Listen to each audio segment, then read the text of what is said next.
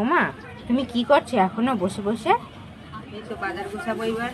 যে বাজার নিয়ে এসেছে সব এখনো গোছানো হয়নি, সব পড়ে রয়েছে। আমি না গোছালে তো আর কেউ গোছাবে না। রান্না হবে কখন? এই গুছিয়ে গেছি, রান্না করবো এইবার আস্তে আস্তে।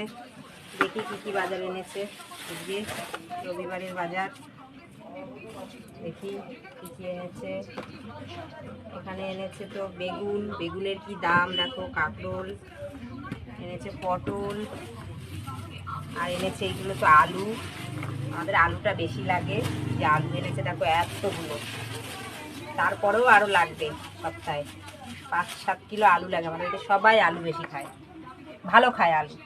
কাঁকরোল, কচুরমুখী, আদা, উচ্ছে এই এনেছে। তারপরে এনেছে এখানে এখানে এনেছে পেয়ারা, আর কি এনেছে রসুন, পেঁয়াজ, কাঁচা লঙ্কা, আর এনেছে দেখো বাবা ছেলে খাবে, আমরা তো খাই না, খেতে ভালোবাসি না। এটা খাসির মাংস।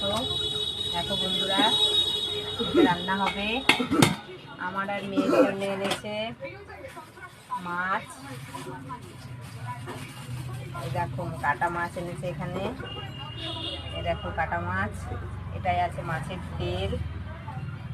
আর এইখানে শাপলাটা